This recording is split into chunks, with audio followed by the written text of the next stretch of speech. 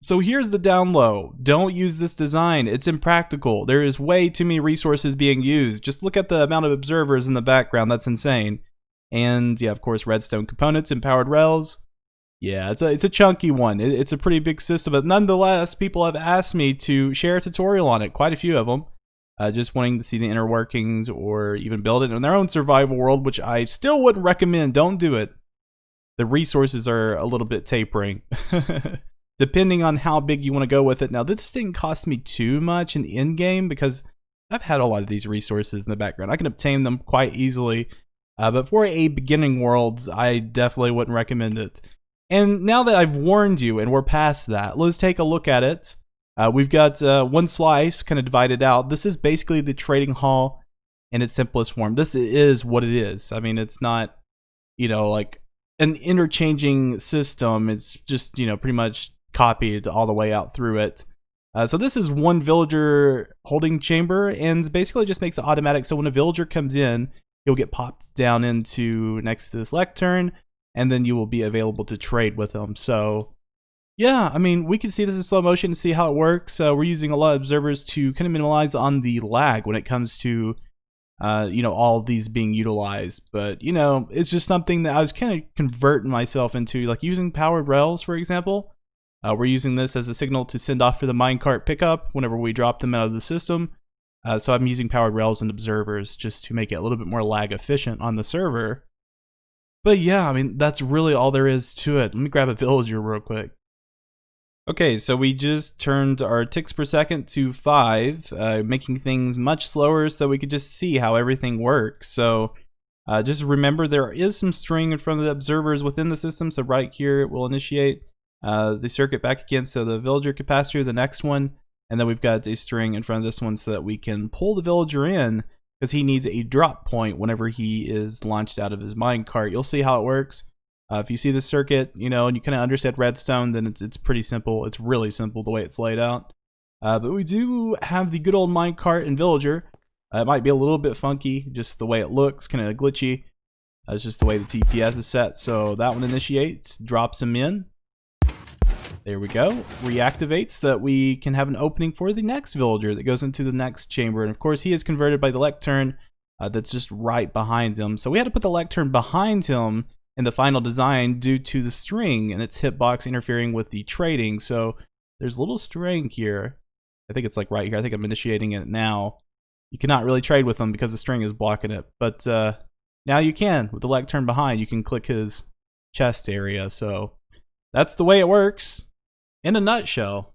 And here's my proposition. Since we are doing an experimental project, although functional, I decided to do a little bit of a sloppier tutorial. Normally what I do for the spider farms, I'm very clean cut with those because they're easy to build and they're for beginning players.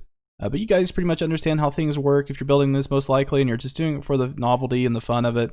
I'm going to be referencing the note block in the beginning. We've got a module right here. This is what we're going to be focusing on building. And there's a reference block, so right here. So for my personal preference, I like sea lanterns on each side of that note block for mob proofing. Then put in a couple of building blocks behind that, just like this. Then we'll put in 4 glass pieces, just like we did the building blocks, but a block higher. And that's going to make like a staircase looking design. And we're going to actually put in staircases right there, right in front of the glass. And then we're going to have a slab right in between those with some string right between the glass pieces on top with an output from the observer. So that way the observer can detect that change and then send a signal for us. And we need a drop signal as well. So an observer outputting from that note block and then one outputting from the side of that observer into a fence gate right here. Just like that. And then whenever you want to dispose of your villager, we can just hit the note block and that's going to open up the fence gate. So once we have this holding chamber in place, we're going to build the rail circuit, which is a note block behind the observer like this. We'll have 4 observers facing downwards, and then it's going to output upwards into a solid block. And on the side where you have most of your content made, you're going to have a downwards facing sticky piston with a redstone block like that. So we got half of the circuit in. On the side of this redstone block, we're going to be placing an observer outputting upwards like this into a note block, and that's going to output into an observer on the side of it, outputting into yet again another note block, an observer facing downwards into another note block, And then we're gonna have the observer outputting into a sticky piston. So this is going to be your drop zone. So whenever a villager comes in, that will pull the glass and let him inside of the system. And of course, from here, it's just adding to the holding chambers. We need to place a piece of string right here so the observer can detect that. And then we'll put in a glass block right here. And then we'll need to surround that string with a 2-block spacing in the glass. So we're going to put in a couple of glass pieces right there. So it just makes like a little holding pocket for the villager that jumps in. So just like that. And you have that pretty much in place. You just got to put in your rails.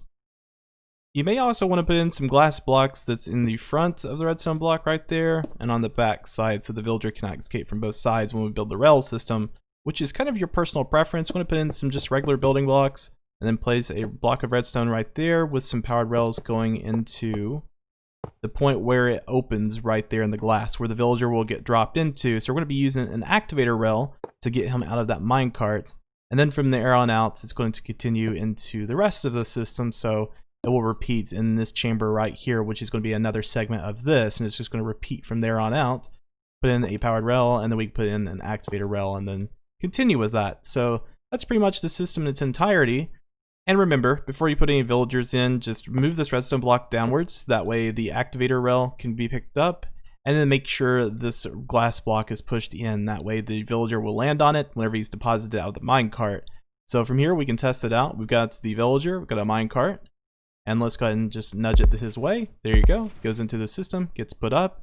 And then make sure to put your workstation under this observer. And there you are. That's pretty much the trading system in its entirety. It's just repeating it from here on out. So something I'm going to leave for you is the output system, which I really like this one, but sometimes it could be kind of funky. But let's put in a villager and I'll show you how it works just real quick. Something that you should be able to suss out pretty easily. So villager is put into the system.